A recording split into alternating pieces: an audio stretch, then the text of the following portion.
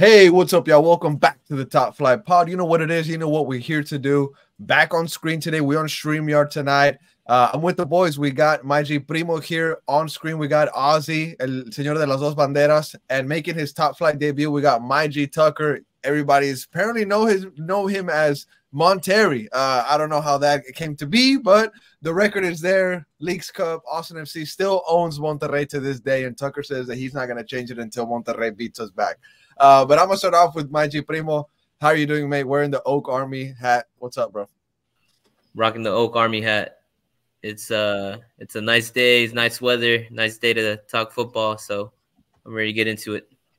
Bro, speaking of nice day, the cold front's coming in. I think tomorrow morning is going to be like 48. So by the time this podcast is out, everybody's probably going to be cuddled up, snuggled up, drinking a coffee. Probably going to have a jacket on or something. Bring the Carhartt out. It is what it is. But Ozzy, welcome to the pod, brother. How are you doing today? It's a pleasure to have you for another episode. What's up, Ozzy? Yeah, how are you guys? Thanks for you guys having me again. I'm happy to see Monterrey, Primo again. I'm happy. I don't know. I think you were on maybe another one before that. But Tucker, welcome to the pod, mate. Of course, I said you're making the debut. How are you doing, brother? I'm good, bro. I'm excited to be here. Excited to join the podcast and spread the Mon-terry agenda. So now, first, of course, you got to make an appearance on StreamYard remote, and then we got to get you in the stew. That's the way that this process works. But today, we're going to be talking about Austin FC. We're going to be talking about all these things that are surrounding the Austin FC community. And then, of course, since we have certain people here, we're going to be talking about other teams, other clubs around the world, because some big matches are coming up now that the international break is over. But I guess that's a perfect place to start, the international break. But before we get into that, I do want to send a shout out to the Patreon members and everybody that's on Discord. Just want to send a bit of a shout out there. Now, getting into the international break, guys. Now, to me, that's somewhere where I would like to start because it's just quick news. Because not many Austin FC players got some action in this window. And the only ones that got the action were the guys from FCito, and that's Irvin Torres and Bobosi Villarruanga. Now, Svatok, he had 1 minute with Ukraine. Julio Cascante, he had his 10 minutes with Costa Rica. Bobosi, they played South Sudan twice with Uganda. He only featured in one of them. And then Mr. Irvin Torres, young Irvin Torres, he played 90 minutes for the U19 U.S. men's national team against the Japan U18 team. So that was pretty massive win there. He played 90 minutes. Happy to see that. Now, he is a very young player. He's not even supposed to be in that age group, but it's cool to see that he's hanging on with players that are older than him. He's able to pretty much swim these currents, these tides, and it's not a big job for him. And he plays with FCito right now. He is a dual national. I think he hasn't really declared for the USA, although he's not cap tied yet, but he has that option to go with El Tri, Mexico. But I guess I want to ask Tucker, mate, how do you see Irvin Torres, bro? He's somebody that's climbing the ranks from the academy to FCito. Hopefully, one day you might see him on the first team, right? Yeah, no, for sure. He's a really good player. The only thing I'm worried about is our academy has kind of been shaky right now. We've been selling players that maybe we shouldn't, loaning players that we maybe shouldn't. So, I mean, I don't know if he'll stay here, but I would like to see him end up in the first team for sure. It would be nice to see him come up to the first team because you're right, Tucker. We have had some misses. I can think about Valentino. Well, I can think about loaney players that should have stayed with FCito that unfortunately weren't re-signed. They were let go. There's multiple names that, that can definitely come up. But Ozzy, I want to ask you, mate, from the international action that you saw, right? You saw Dani Pereira didn't even get any minutes in those crucial matches for Venezuela that didn't really go their way. Cascante, 10 minutes, Svatok only 1 minute. And then you had the FCito guys that had the most action. What did you think about this international window for Austin FC, Ozzy? For one of the reasons that I think that those players don't have minutes in the national teams is because we have a bad season this year. So Austin FC is been having a lot of problems. Those players that are going outside over there, you don't even see them to have a lot of minutes also in our team. And for the rest of the other countries out there, for mostly all of them, unfortunately, they see the MLS as a retirement league. So even if you play good, for example, you have O'Brien with us. He's a good player. You have the guy from the Columbus crew. You got Chicho, all of them. They never call him to the Colombia team because out there, even if you see they're the top players in our league, it's gonna be so difficult. You need to go more than what you have. And I don't know why the Ozzy. people from I out don't know, there, man. they see this league like a low performance compared to another ones. And inside I'm gonna me disagree with you. They need to. I'm disappointed. I'm not disagree. I'm disappointed that they look us like that. If you talk about an outside of there like Europe and South America and everything, when you talk about MLS, they always say, "Oh, MLS is like a retirement league." And inside me, no, like, bro. You know what, Ozzy? I think you're wrong because you're using a poor example with Obrian. You know what I'm saying? I think some national teams are just too stacked. There's no way he's going to get into that lineup, especially in these moments right now. I mean, you got Richard Rios, James, just to name some guys. I don't think MLS is looked like that. Is looked up. They're not a retirement league essentially anymore, is what I want to say. Back in the day, sure. But I think that we were able to move on into maybe a new era of MLS where, yes, you do have a point where maybe some guys are not looked at because of the MLS for whatever reason. But Hadro Brian, it's tough to get into that team. But I have a question for you. You say they're out of the world, they don't look us like that. Just tell me a top player that is a superstar in their national team inside MLS. If you move Messi. I mean, okay, Tucker, I think you're ready to answer that one. Tell me one. You're ready to answer that one. Okay, but go. I'll sort of agree with your argument, but first off, yeah, teams are hard to get into. But Hadar Obrian, your argument there, I mean, he's not a good player. Like, he's not bad, but on the ball. But even if I'm sorry, but even if you talk about the Columbus guy, Chicho, the other one, from Colombia, they're better than O'Brien. And just the question is, just say 3 names, the players that play in the MLS league, that they are top or superstars in their national teams. They can't be top superstars. They can't be top superstars in their national team, also, because those superstars, those top players, they're in the top 5 leagues. I mean, Pulisic isn't even here. Pulisic isn't even here, so he's gonna. Okay, he's out.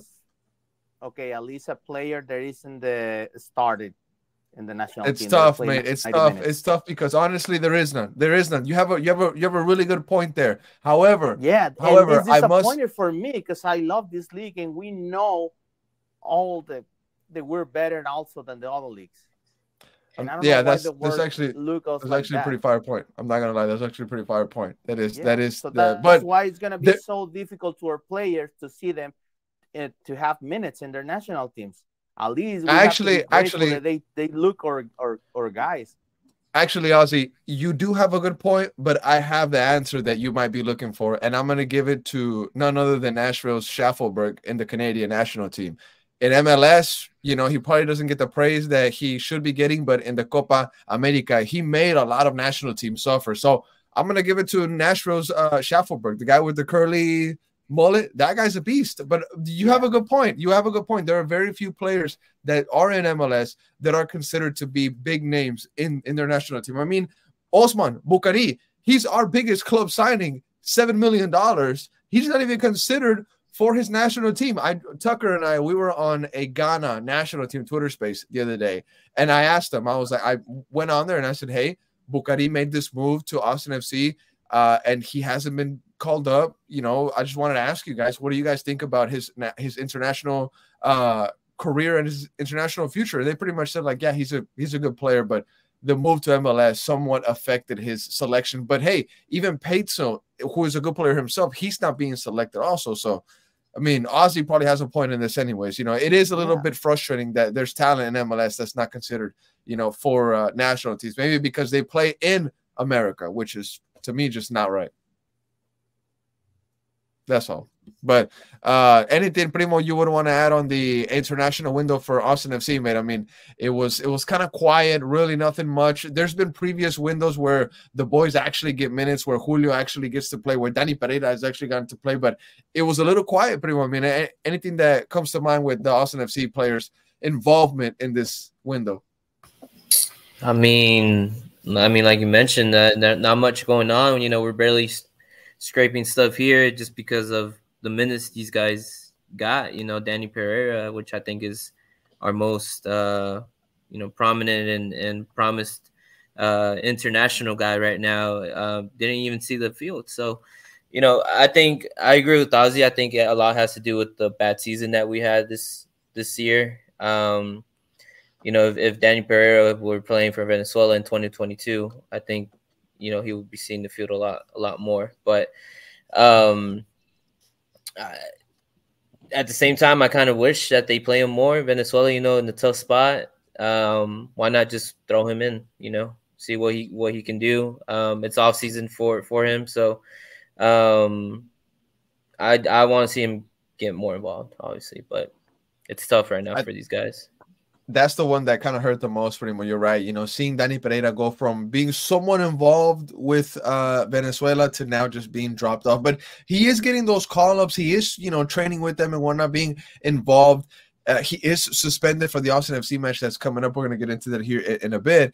But I guess it's good that he's still maybe, in camp with his national team. He's out there getting fit, staying fit, rubbing shoulders with some top talent that's scattered across Europe. So I guess there's some good still in Danny Pereira having to travel, even though he doesn't get to play. He's in these training scenarios, in these high stress situations. You know what I'm saying? Yeah, he's not playing, but he's part of this camp where Venezuela is literally back against the walls. They were in a great position earlier this year, to make the first World Cup of their country's history, and now it really seems like they're fumbling the bag. They're really fumbling the bag harsh. And Tucker, I want to get your take, bro, because your Paraguay really seems like they spoiled the party for Venezuela, and I just want to get your quick thoughts on that match, Venezuela Paraguay, which was 2-1. Danny was definitely hurt.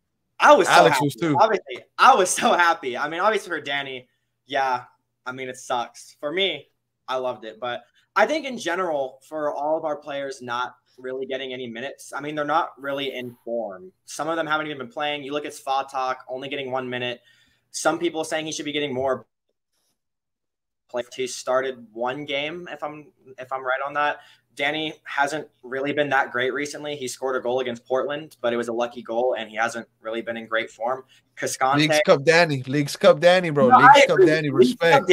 He was a monster, but he's not really there anymore. He's kind of had a drop off, maybe partially due to coaching, but he just hasn't been at the level that he was in Leagues Cup. So I think that has to play a part in it. Our players just aren't really in form, and then stack that on top of the bad season we're having. Fair, actually. Now, guys, I want to talk about Mr. Davy Arnaud. I want to move into the topic about, the stuff that is being said and talked about right now, circulating this guy's job right now, interim role that he is having with Austin FC. And I really want to know I want to know what you guys think about if he's going to get extended in the coaching staff. Is he going to stay with Austin FC? Is the new guy going to come in and just clean house, have his own staff? But that's what we're going to get into right now. Now, Davy Arnaud era, Bengalov is going back on that, saying don't even call it an era because it's not even going to last long. He was very passionate about that last night. Shut up. He was going off.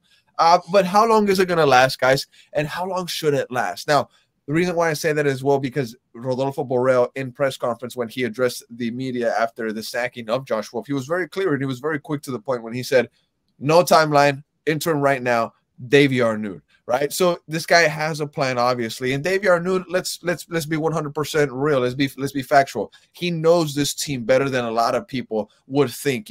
Week in and week out, when the boys come to Q2 Stadium, we see that he's warming up with the guys, pretty much doing the job that Josh Wolf doesn't have to do, or Josh Wolf didn't have to do. That way he could stay as manager, and Davy Arnaud was more, ones and hands-on with the players. Now, there was 2 instances in 2022, guys, where Davy Arnaud was in charge of Austin FC.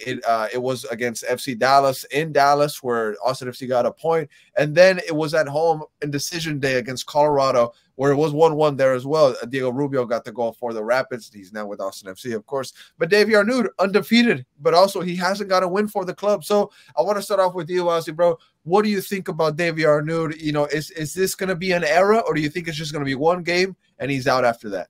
What do you think, Ozzy? I think it's going to be only for 1 game. But the question here, because I see now the fan base, it's like divided. a couple of them, just a minimum fans, they want him to give in a shot to him to be the coach of the Austin FC at least for a year. And who's calling for a year, mate? Who? Whoa! Back it up, Ozzy. Back it up, bro. Who's calling for a year, bro? I need receipts. There's people that want, and you know it in the chat. They want to be like, they are like, I want the guy to give in a shot to the Austin FC. And inside me, like, no, we can't, because the process is going to be super slow for him because he's never been a coach. And the second, one of the reasons that I want to everybody open the eyes for everybody, we need an international coach right now. We don't need somebody from MLS or from the US to coach us, because when you bring somebody from outside with different experience of football, you don't only bring that one to your club and everything. You bring that experience to all the MLS. That's what we need right now, to show the kids over there he can bring something good from another town, another culture and everything. And that's what we need right now, a different culture in the coaching, so we can play better. And you see it with the international coach over here, sometimes the team play different. And the ones that familiar with the U.S. Soccer, this different. And that's what we need right now in our league. If we want to send more guys to the national teams, like we was talking about before, we have to bring those kind of experience so they can leave something over here, some a little bit school for each and other country. You can leave that one over here. And also, we was talking about like I told you, like, there's no players that can have even a shot to be called in the national team. We have to be glad that we have players over there.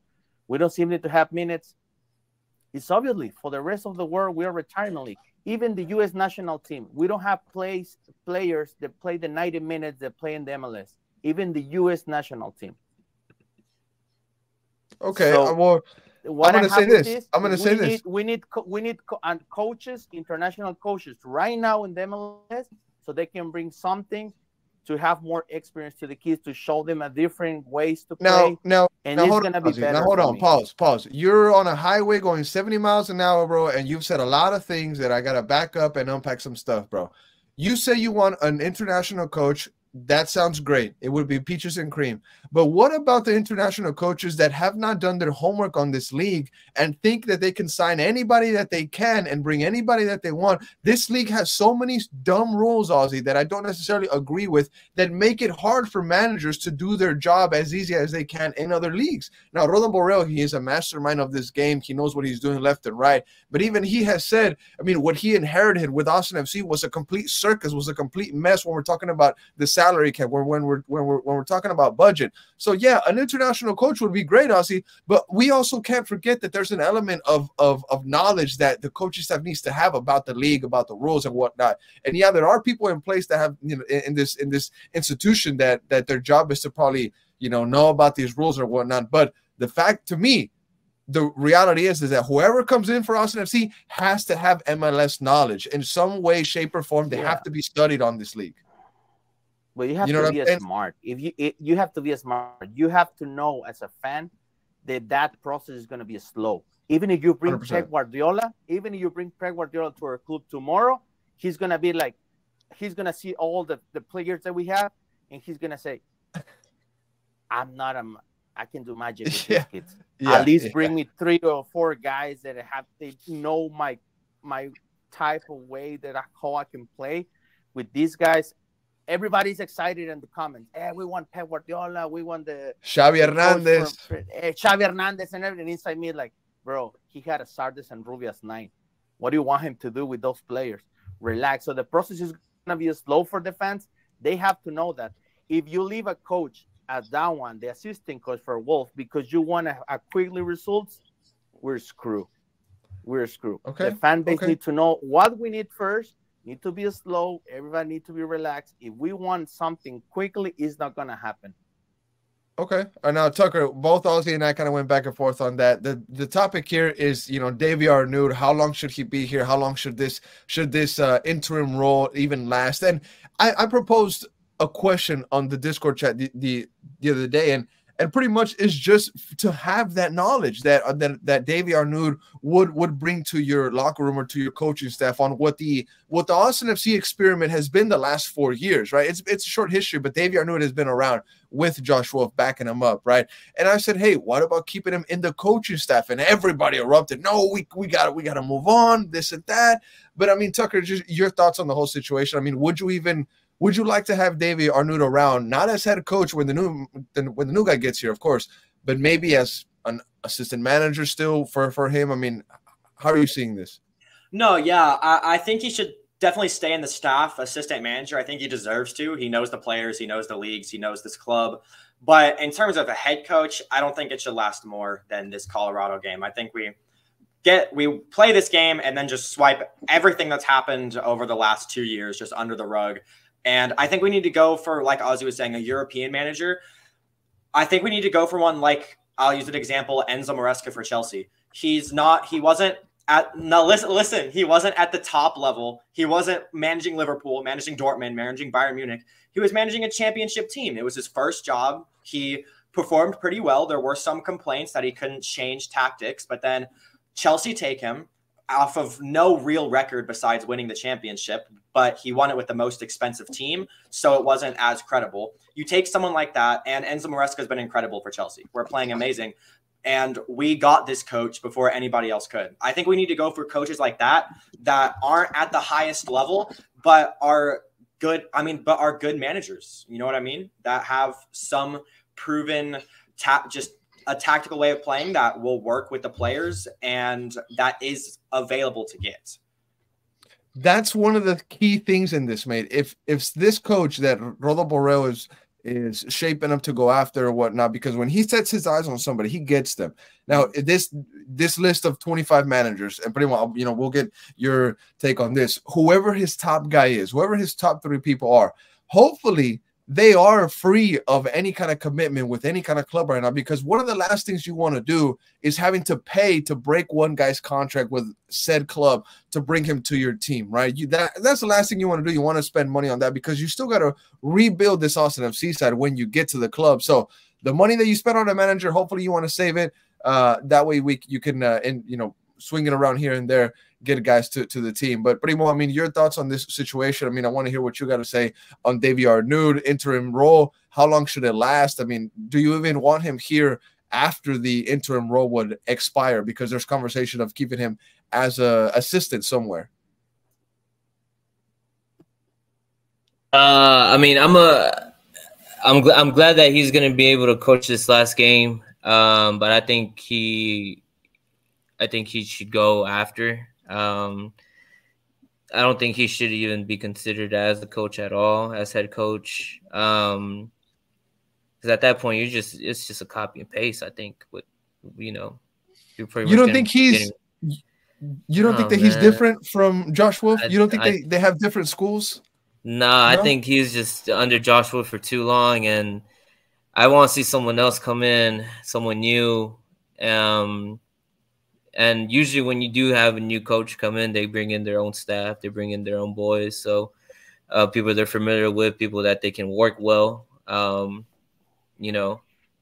so I want to see a fresh start with the whole coaching stuff. But I will say that I wouldn't mind seeing someone come in that has MLS experience, that is coming in from an MLS background, because there is Portland's ex-coach, Primo, Portland's old coach. I mean, there is a couple coaches, that have been recently coming up, I guess you can say. The Columbus Crew, I think. Wilfred Nancy. Wilfred Nancy it's all MLS background from him. And so I think he's doing a fantastic job over there. Cherundolo with LAFC. These guys are guys that have been in MLS. So you can get something decent coming from the league. So I agree. I wouldn't mind something like that. Now I'm gonna read a quote here. Go ahead, Ozzy. Go ahead. I have a question. So you ask us what we think about the coach, if he has to stay. But the real question has to be to the players. What you guys think? You guys think the players want him as a coach, or they just want him for only one game? I mean, that's a question that has to be asked to the players. I mean, but if you ask me what I think about that, I mean, it's to me what it seems like is that Davy Arnaud was always in contact or in conversation with these players. I mean, just a couple weeks ago, actually, there was a story, and I don't know how important this is going to be right now, but I'm just bringing it up because we're on the topic. But there was an Instagram story that was posted of Danny Pereira nutmegging Davy Arnaud, and they both posted it on their stories. Danny posted it on his, Davy Arnaud shared it on his story. So that tells me just that there's not a lot of things to go off of, but that's just like a small detail that tells me that there's some camaraderie there. You know, you don't just share anybody onto your story. You share your friend onto your story. You share your coworker onto your story if you're really cool with them or whatnot. It, you know, there's something there. There's some element there. So I don't think that these players are looking at Davy Arnaud in maybe in a negative way. And now, Ozzy, you've brought up a great point before. A guy like Drusy needs somebody that is a higher rank than him so he can command him and maybe, you know, push him in certain ways that he needs to be pushed to perform at the highest level. But for a small time period, Davy Arnaud could be a quick solution to what Austin FC needs until the new manager arrives. But is there anything you want to add, Tucker? Yeah, first I wanted to add on kind of what Primo was saying about MLS managers. Yeah, we can get something decent from MLS, but I just don't think we should settle for MLS or just something decent. I think we have to go for really the best that obviously we can't get Pep Guardiola, but the best that is attainable for us. And we need a manager that is higher quality, like you were saying, because Sebastian Driussi was too good for Josh Wolf. Mikel Dessler is too good for Josh Wolf. Osman Bakari is too good for Josh Wolf. And we saw that. He doesn't know how to use them, especially Bakari. Driussi kind of got away with it. But Bakari, you can very, very clearly tell he was way, way too good for Josh Wolf. And we can't have that happen again. We need a manager that knows how to utilize the players that we have. Because we have good players. I think the only position that I would say we are really lacking in is probably the left wing and the 9. Everywhere else, I'm chilling on. If we didn't change anything in that lineup besides the left wing and the striker, I'm not complaining going into next season. Okay. All right. Mind you, Tuck. Pretty good takes here. Now, guys, I want to talk about the game that's coming up. Obviously, the last one on Saturday to end the season is against Colorado. Now, Austin FC's match was left off of when were what Austin's list of 1,000 things going on in Austin, Texas. But even Red Bull popping up all around Austin is apparently more important than Austin FC's game. Austin FC, the only professional sports team in Austin, Texas, has a damn soccer-specific stadium at the Domain. People drive by it all the time, and yet it's being forgotten by local media, except Top Flight and We're Austin TV. We're always showing love to those guys, no matter what form they're in. But, guys, talking about the game, we already mentioned how Davy Arnaud's going to be taking over, how he's going to be interim manager. There's nothing to play for. Absolutely nothing on the line for both sides. Playoffs can't even be altered. You can't even mess up somebody's party. You can't do any of that. Both teams are playing for nothing. However, Austin might be playing for pride. You're at home. You want to go out in the best way that you can to sign off from the fan base. But I guess we'll start off with Ozzy, mate. What are you expecting from the Austin FC game against Colorado? I mean, is there any score prediction you have, Ozzy, for that game? My score prediction, we're going to win 2-1. But one of my expectations that I want. But why? Why would Austin FC win 2-1, bro? Why would they win? Because I think they drop all the stress. Even the fans and everybody, it's a different atmospheric out there. They're gonna feel like more happy, I guess. So that's one of the things that I want to see this Saturday. I just want to see the players playing so happy, friendly. I don't want to see them so frustrated when they do a bad pass, all of them fighting between them and stuff like that. I don't want to see that team. I want to see my team enjoying the game, fighting for the win, play happy. If we lose, at least I want to lose like those similar games that we play in the Leagues Cup. We lose, but you see the team like going for it, try. Let me ask you something. Let me ask you something. You say what you don't want to see from the players, of them being frustrated or whatnot when they messed up passes in the past. They would turn on one another. Well, what do you want to see? What do you want to hear from the fans? Because fan reactions are still going to, take place. Austin FC could win big. They could lose or whatnot. what do you want to hear from the fans as they sign out? Because you've been very critical of the fan base. You said that this fan base is very pancake. When they win, it's all good. When they lose, it's, you know, earthquakes. So what do you want to hear from the fans after this game? For the first thing, if we win like super good, like 4-0 and everything, please, guys, don't start to make a lot of noise out there. Like, I want that coach as our coach. We have to give him a shot and stuff like that. Because we are super emotional as a fan base, I'm included. Sometimes we only play like one player. He plays so bad, and we're like eating him in the social media, everything. When you talk in the bars, so blah, blah, blah. Oh, I hate that player. And now he play only 2 good games. I love him. Wolf in. Let's try Wolf in. And you saw it, right? You do the I've seen it. I've seen it. Yeah. Games, we just play like 2 or 3 games with people screaming Wolf in, like, oh, and it's like that because we want to believe. We have that hope in our team because we know that we deserve something better because we're one of the best fans out there in all the MLS. That's why we are super emotional right now. Super high, super low, and I call them like pancake. When one side is bad, we just move and we're good. Bad, good, bad. Maybe, okay. So one of the things, yeah, if we win tortilla also. Relax, yeah, tortilla. And like I said before, we need an international team. Why? This is the MLS time. After the World Cup, all of it, we got the World Clubs, the FIFA World Cup. After that, all the world's going to see our beautiful country, the league, the stadiums, everything. We have that potential to bring more players, more coaches, and everything. And now we're going to be one of the best leagues, at least in this side of the world. I'm pretty sure. What you're saying. But he was still thinking about, MLS guy is good. MLS guy, we're gonna do nothing with the academy, nothing. Just leave it like that. We don't put attention for that to the Austin FC2, nothing. Even they win the championship, don't worry about them. We're good. So we need to change that mentality. We need experienced people that can bring something positive to our league, not only to our club, to the league. And everything. We need to mix all the cultures, back to the game though. Mixed. Yeah. Back to the game. And you're right. We do need all that. We need all those cultures. We need all that mixture 100%. But the game against Colorado, I mean, you said 2-1. You said that Austin FC was going to go out there and win that game. I mean, Tucker, I want to get your take, bro. I mean, what are you going to grade Davy Arnaud on in this game against Colorado? I mean, are you even going to be focusing on what he's doing, what he's going to be accomplishing with this team? Because yeah, you know, fans that are following Austin FC, you know, they might be thinking, oh, get this guy out ASAP. But this is also his career. You know what I'm saying? He's going to also use this as reference when he moves on from Austin FC, if he has to move on. So, I mean, I'm sure Davy Arnaud is going to go out there and try to do the best that he can do. This is important to him if it's not important to some fans. What are you going to grade him on? What are you looking at? I'll grade him on overall performance of the team.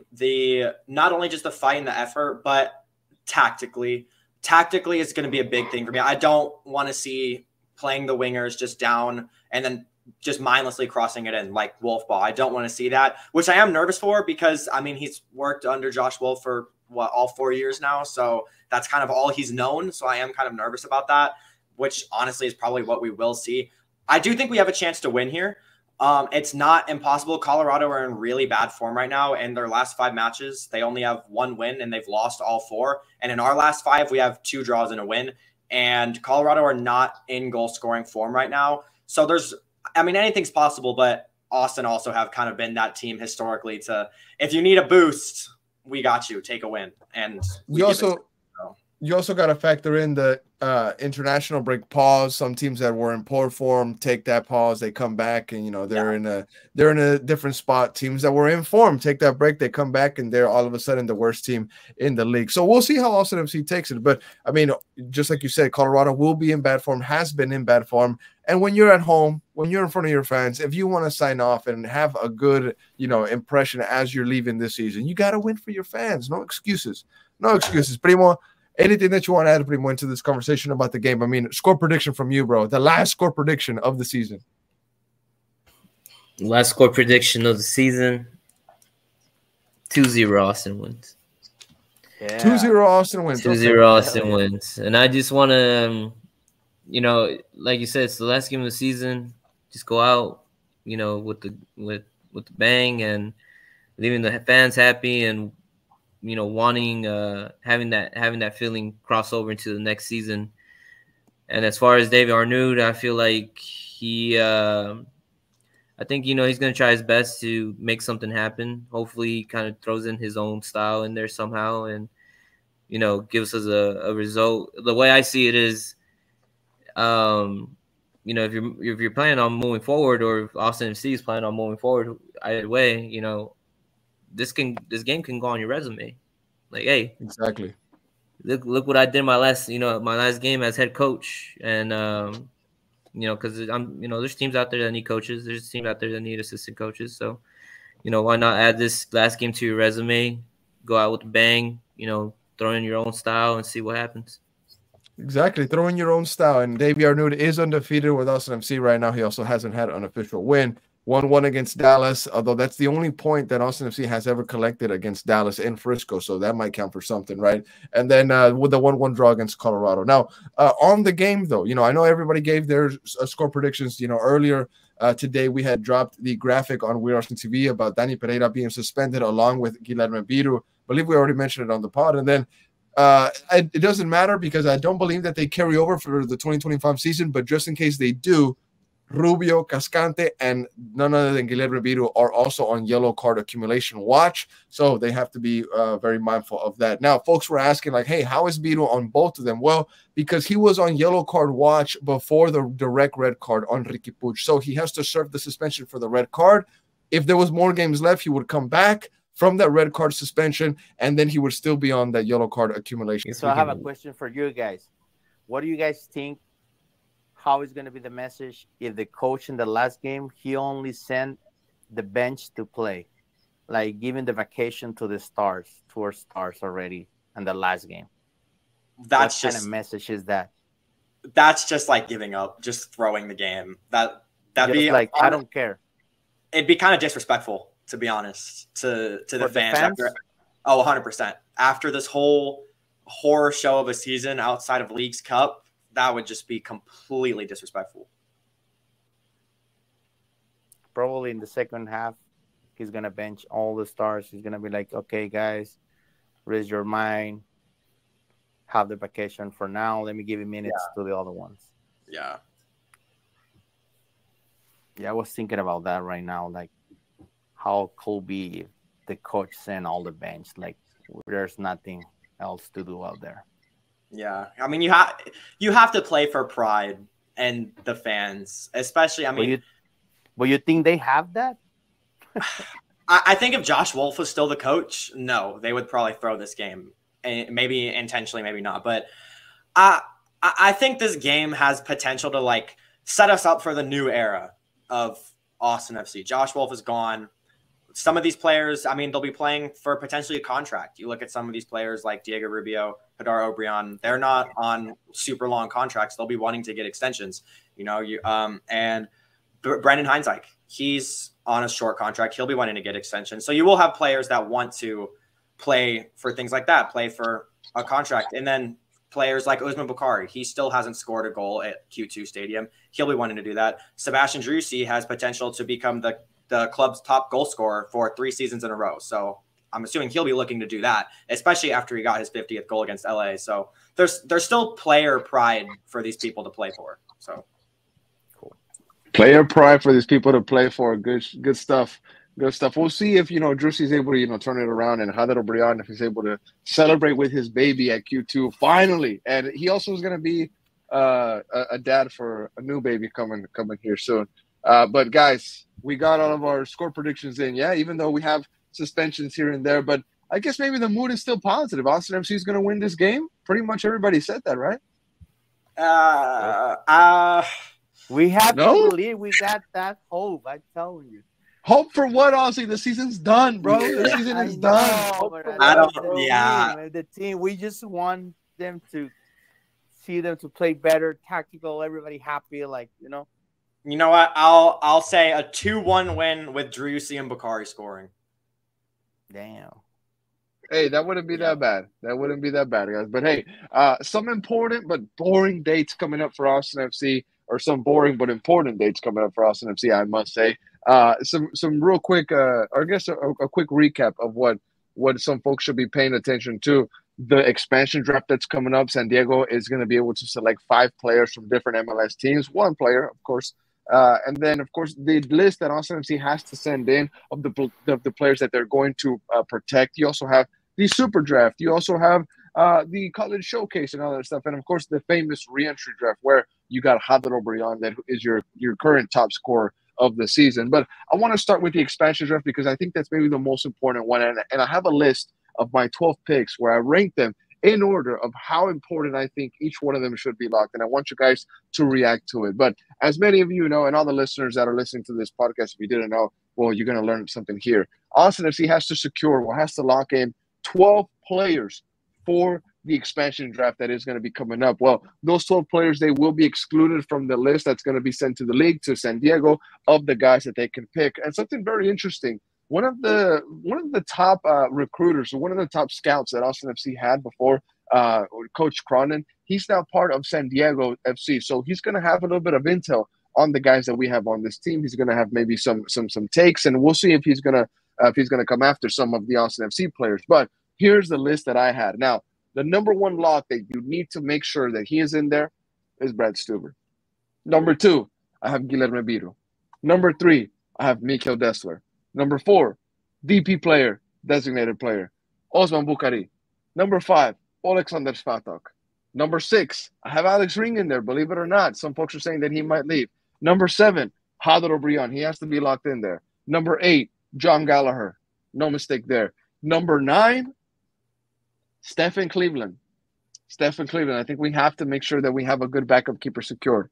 Number 10, and some folks are going to say, hey, why so late? Sebastian Drusi. I was going back and forth on if you should lock him in or not because he's paid so much and he's contributed so little this season. But teams in MLS have money now. And somebody will look at Drusi's contract and say, we can pay that.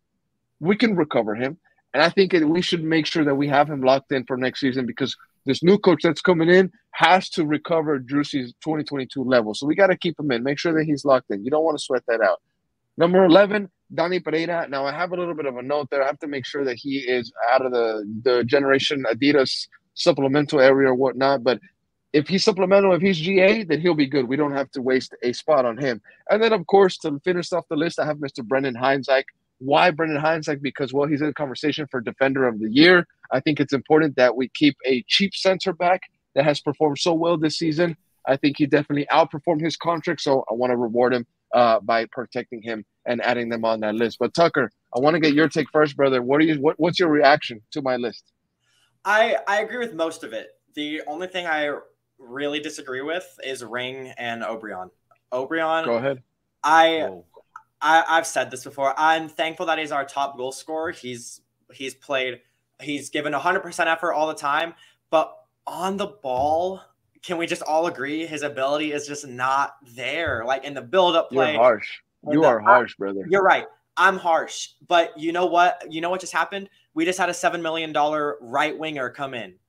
And he is a Champions League level player, and I will scream that from the rooftops all day long.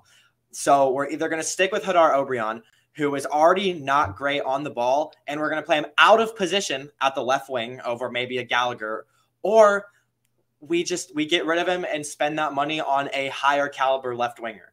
And then as for Ring, I think Valencia could do a better job at just a holding, old school holding midfielder than Ring, especially because Ring is aging.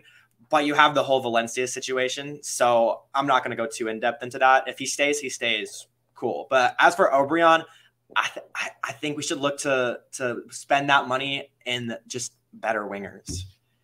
The whole Valencia topic, and I'll get Ozzy's take on this, mate, is Valencia, yeah, I think it could be a toss-up if you secure him or not. But he's a 10 player for us. He's making a good amount of money for this club. And some folks might argue back and forth like, hey, he's not a player that's going to contribute goals or assists. He's more of a CDM or whatnot. He's that Casemiro kind of midfielder or whatnot. But even then, I feel like he hasn't really solidified his role, or he hasn't really made that debate if he should start over Dani Pereira or Owen Wolf. Now, maybe that's harsh. Maybe you can say, well, he's been treated unfairly by not giving him his minutes, and his minutes have been given to somebody else for some other reasons. But the reality is that his stats just don't back him up when he's on the field. Sometimes he makes he commits some really dumb tackles sometimes. But Ozzy, what did you think about the list, mate? 12 players have to be protected. I left Valencia off. I mean, what did you think about the guys that I mentioned?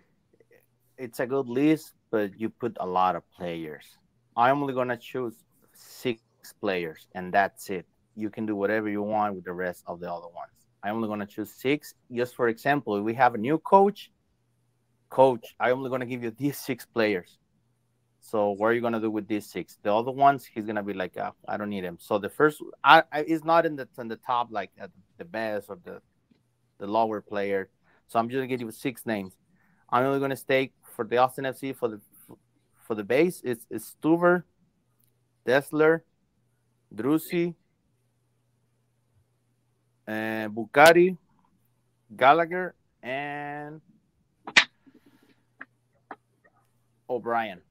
And that's it. Only those 6 players. If the other ones, they can leave, and I don't. Oh, no. Hold on. Oh, my God. I was Pereira, bro. 7. Give me 7 players, and that's it. Pereira.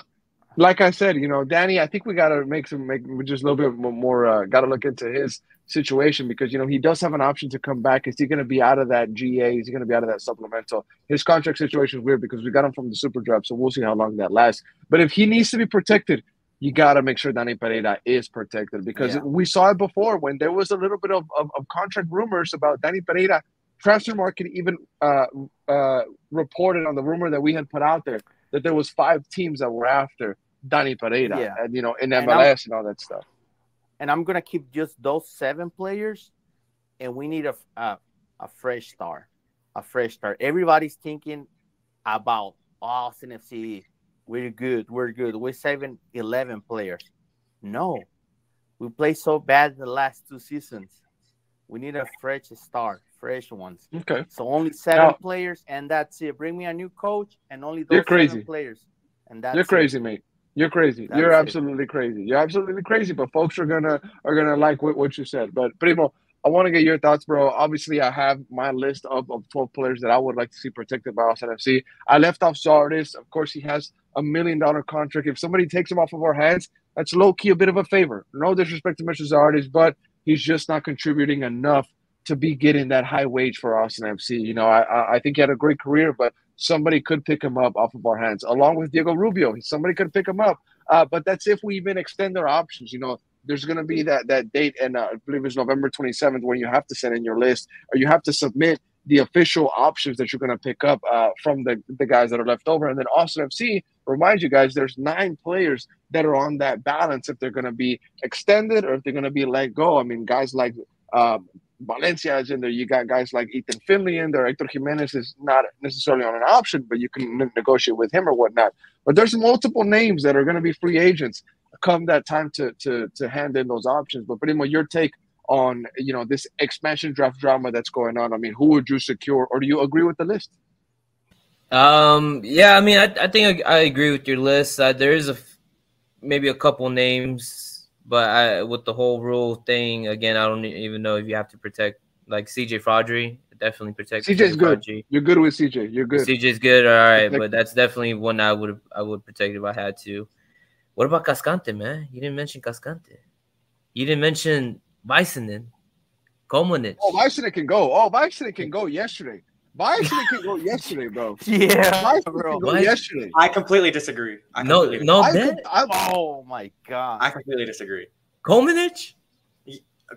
Speaking of Vicenen. If I speak on Komunic, I'll have headline news tomorrow, mate. I'll have headline news tomorrow. Don't speak on Komunic, bro. Please. I'm not gonna speak on Komunic, bro. But there are some names that I had to leave off because hey, it wouldn't be the end of the world if some teams came out and took him off of our books.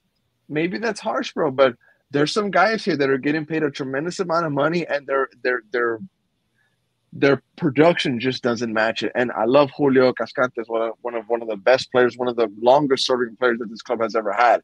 But the salary he's on, or sometimes the kind of mistakes that he does commit, hey, if somebody picks him up, I wouldn't be upset. If we keep him for next season, he's a good sub off of the bench. This defense is also shaping up itself. You have Svatak, you have Heinzek, who's really performing out of his contract. He's outperforming any expectations you have of him. Cascante, he's losing that starting spot, but then he's not a bad sub to have coming off the bench. He's always healthy. He's good in the air. Ground duels, he's not that bad. I mean, dude's almost 7 feet tall. He knows the league well. The only problem is that he has a huge wage, in my opinion. So, I mean, it's tough, man. It's tough. There's going to be some tough decisions that are going to have to be made. It is what it is. Anything else, Primo?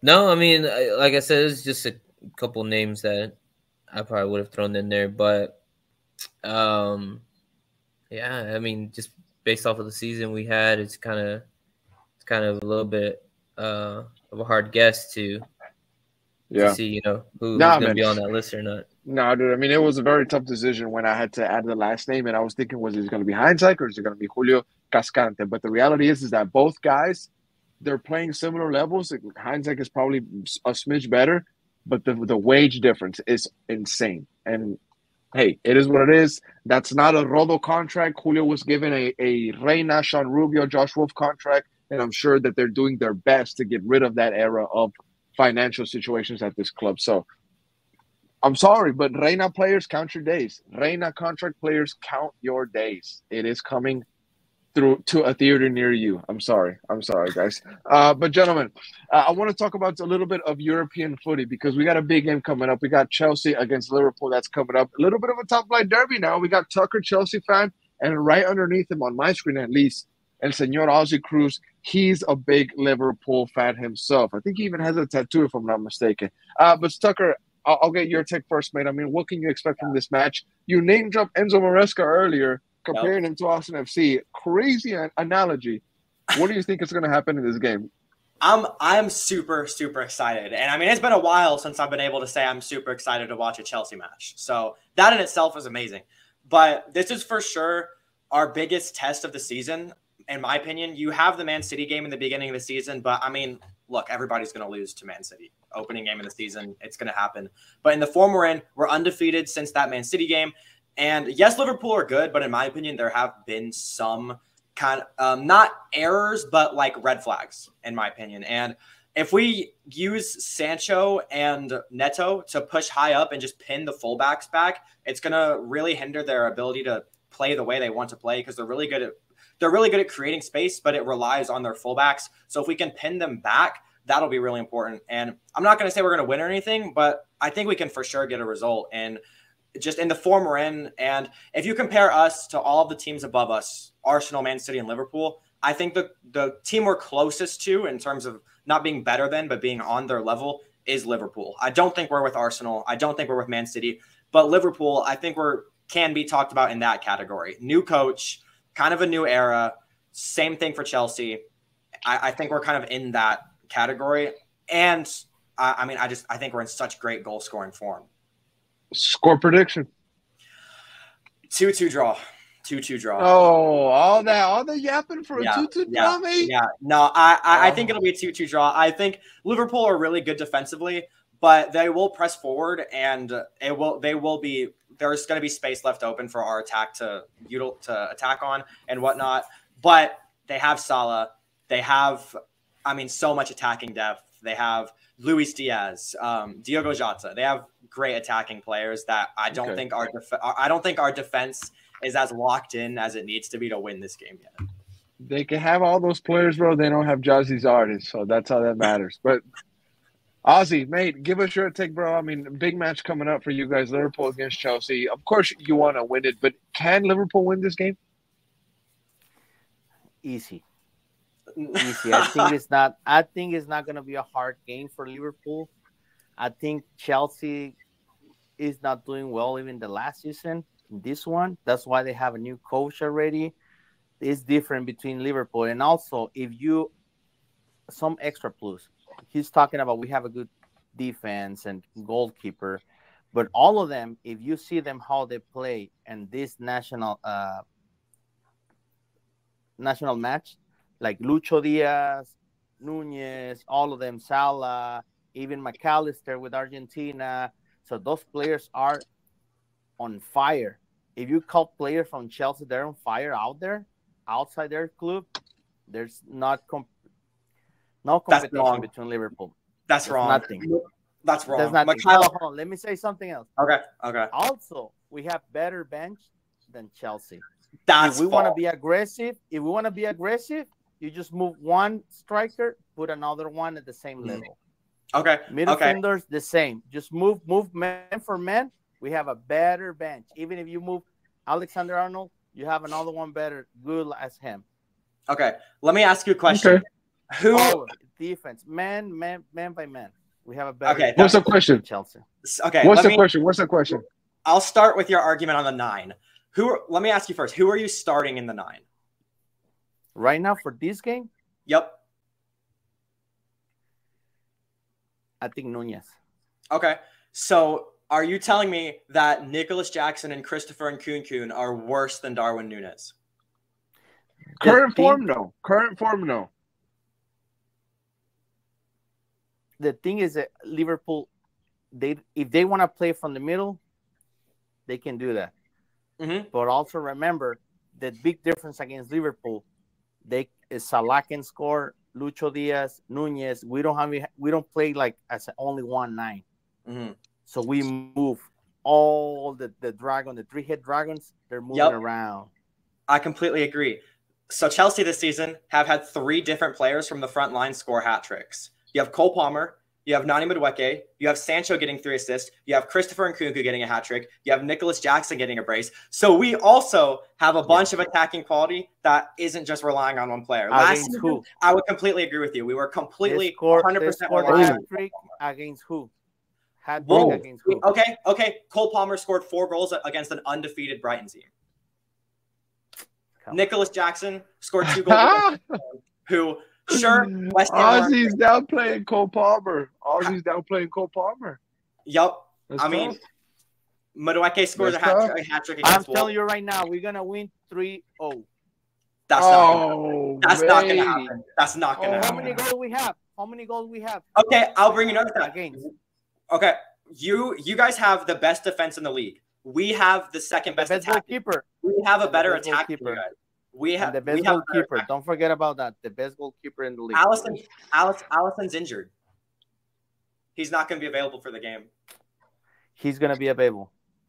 Kelleher started. Allison tore his ACL. Allison's done. He's done for the season. He's done. Okay. Just that one. That's bad, but it's gonna be easy. It's gonna be easier, Hernan. I'm telling you, 3-0, bro. That's not happening. We own Chelsea. Chelsea, bro. It's different. Nah. We'll see. We'll see what happens. We're definitely gonna have to revisit this match because it had a bit of a spark here on tonight's show. But Primo, I want to ask about your Spurs. You got a little bit of a mid-table battle. Spurs against West Ham. That game's coming up. I mean, you got to get those points. I mean, Ange. I thought this was the season for Ange. He had learned so much last year. He was going to apply it to this season. I mean, it's mid-table Spurs. What's up? Ange, my boy Ange is not grasping it, mate. Definitely a slow start. I mean, we're not ninth place. We're not too far. I mean, if you look at the point difference with everyone above us, but West Ham's gonna be a hard game. We just gotta get as many points as we can right now. I honestly wouldn't mind focusing on international competition, to be honest. Premier League is too tough right now, man. You got Liverpool, Arsenal, Man City, Chelsea all fighting for it right now, and I think that's gonna go all the way toward the end of the season. Mate, are you really throwing in the towel for the league in October? Bro, look at who's competing, bro. We gotta look at who's competing, man. No, Newcastle is playing good, bro. Newcastle is playing good as well. Newcastle, fucking Brighton's playing good, bro. Come on, bro. It's like it's tough. It's tough. So I'm not gonna say like, fuck yeah, we're gonna top, we're gonna get top 4 or something. It's hard, but I wouldn't mind shifting focus onto Europa League. I like Europa League, so Thursday nights. Throw Thursday nights, baby. Throw me an FA Cup or something. But nah. Hey, not bad. Not bad at all, bro. Not bad at all. Now, in La Liga, I think maybe the biggest game of the weekend will be Barcelona against Sevilla. Well, before we go into that league, we're just standings here in the EPL. Ozzy's Liverpool is the leader with 18 points. You got second place Man City with 17. Arsenal with 17. They're in third. Tucker's Chelsea, the Blues, they're in fourth place. They got 14 points. And then Aston Villa, they're in fifth. They got 14 as well. Brighton, sixth place with 12. But, guys, real quick, Pep Guardiola is rumored to be on the move for Man City. Supposedly, there's conversations about City actively looking for a replacement. I mean, this could be about the allegations. This could be about multiple things. Who knows? But could he land in MLS? Could he land with Arsenal FC? Could he land with his old buddy, Rodo Borrell? Oh my God. I don't know. Ozzy? I think his first option is go to a national team for the World Cup. I think that's his first option. I think he already said no to that, if I'm not mistaken. For the national team? No, for England. I don't think he wants. I'm talking about Spain or Brazil, because we know that Pep Guardiola, he never take teams from zero. For sure. We know that he liked to go over there. But could Austin FC be that team? Could Austin FC be that team that he we never know. A project? Yeah, we never know. We never know. But I think he's going for a national team, Spain or Brazil, a big one. Okay. And we see just today or yesterday, we see Thomas Tuchel be appointed for England, so that's already out the question. But I mean, Tuck, what's your take on this Pep Guardiola allegation situation? I mean, not only that, his contract is also running out, and he's not going to manage forever. So, I mean, I think he will leave, which I'm excited for because I think it completely opens up the Premier League. But I think his best option will be the Spain national team. As for Brazil, they're kind of all over the place right now. I don't know if you guys saw, but the president of Brazil said that he only wants Brazilians that play in Brazil to play for the national team. So, I mean, the Brazilian national team could just be a complete and total mess in the future. So I doubt he goes there. But Spain, I think, would be his best option. They have great up-and-coming talent. You have Lamine Yamal. You have Nico Williams. And he's managed for Barcelona before, so he already has that experience. As for MLS, I think it'd be hard to lure him away from an Inter Miami or an LAFC. Because let's be honest, it's not only is it going to make the most money, it's going to pay the most. And I don't think you got Rodo Borrell. That's why you got Rodo Borrell. I think that's our biggest fighting point to get him. I don't think we're going to get him. I don't even think he would go to the MLS, to be honest with you. I think it would be a national team or another team in Europe or just retire. Primo, would you take Pep Guardiola at Austin FC? Of course, mate. Is it going to happen? Absolutely not. Hey, man, crazier things have happened. People said Messi wasn't going to come to MLS, and look, he came to the league. Crazier things have happened, y'all. I think that's less crazy than Guardiola coming to Austin FC. Maybe so. But hey, it is what it is. Austin FC is probably going to get some manager that has probably managed in MLS, and the 25 names you would not believe is probably going to be something that you probably did believe, and you're mad that you knew some of the names on there already. But gentlemen, before we get out of here, just a real quick shout out to the Longhorns who defeated the Oklahoma Sooners in the Red River Shootout. They got Georgia coming up, bit of the competition for Austin FC this weekend. That stadium is going to be packed out. The Longhorns confirmed that it is a sold-out game. We're going on at the same time as the Austin FC decision day. Well, not even anything against Colorado. But Ozzy, I want to get your take, bro. I mean, anything you want to add on to the Longhorns? And do you think that it's going to affect the attendance for Austin FC? Yeah, definitely. Not only the Longhorns, we know that we have the F1, Eminem in town. It's going to be realistically, who cares about Eminem? Realistically, who's going to see Eminem, bro? Who's going to see Eminem in 2024? Not me, but it's a plus. It's a plus for people, you know. It's an extra plus. F1. I think people are going more for the F1, not Eminem. Yeah, come on. Course. Yeah. It's not freaking 2006. It's gonna affect it. Even me, I'm going to the tailgate, Longhorns tailgate, and after that, I'm driving right away fast to the Austin FC game. You better not be late. No, I'm not gonna be late. I guess. I don't know. You better not be late, bro. Definitely, I'm gonna be there at the Austin FC game. A lot of movement in Austin. I never see that before in the Austin FC era. Like the last 4 years, I never seen like a huge event and the same day and time.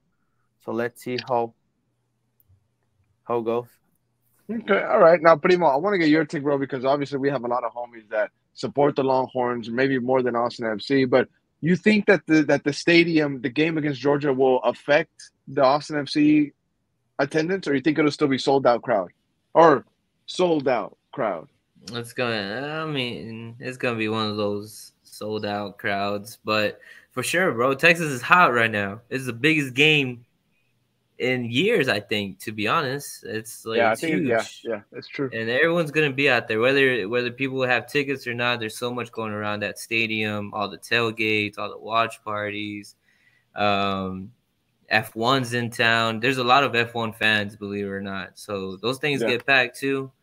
And like Ozzy said, man, they got my boy Eminem playing out there. So for all the older folks, but I don't know. It's just so much stuff going on in Austin. I see it as a dead game, to be honest. Probably our lowest attendance in history. Damn. You'll probably have like your really diehard fans out there supporting the team. Because I mean, think about it. We're playing Colorado. We got nothing to gain from it. Low stakes. You know, it's probably going to be a lot of the Wolf Out crowd because of what had happened with the coach getting sacked. People want to go out. People want to have a good time at the stadium for the first time in a long time, probably. So that's probably a reason for someone to go out. I'm going to be at the game. It's the last game of the season. I'm going to go out supporting. But if the Longhorn tickets were cheaper, I'll definitely be at that game instead. Dude, Longhorn tickets are insane. They're in the thousands. Hundreds, maybe. That's crazy. They're thousands. Yep. Last word on the pod. I'll give it to Majid Tucker, bro. I mean, do you think that the stadium is going to be affected attendance-wise by the Longhorns game and everything going on in Austin on Saturday? Because it's probably the biggest event day in Austin's history, mate. Yeah, I think it'll be really low attendance. I think all of the casual fans aren't going to be there. They're going to be at the Longhorns game. They're going to be at the thing. No one's going to be an Eminem. Eminem in the Big 24 is crazy. But I think it'll be relatively low attendance. But, hey, the sellout streak will still continue somehow. So that's just a facade. They'll get that done. Hey, they need to end that. Why are they giving a jersey to Dua Lipa? We're Longhorns FC game, bro. Yeah. Or what if, Dua Lipa said that she made it herself. I mean, Austin FC has given jerseys to hundreds of artists. Why didn't you give one to Dua Lipa, bro? You fumbled the bag. You should have given it to Dua Lipa. Eminem is going to do it, bro. Don't worry about it. Give a jersey to Eminem. I'm down. Eminem come out with Austin FC jersey, looking like Eli Lesser with the armadillo kit. Shout out to my boy Eli. But all right, guys, we're gonna get out of here. Just a little bit over an hour of program. We'll be back on the weekend in studio, Spanish and English. But thank you guys for hanging on with us here on StreamYard. Like I said, the weekend we're back at it. Thank you guys for being here, Tucker, Ozzy Primo, and Ozzy. Like I said, we'll be back this weekend, and we'll see you soon. Ciao.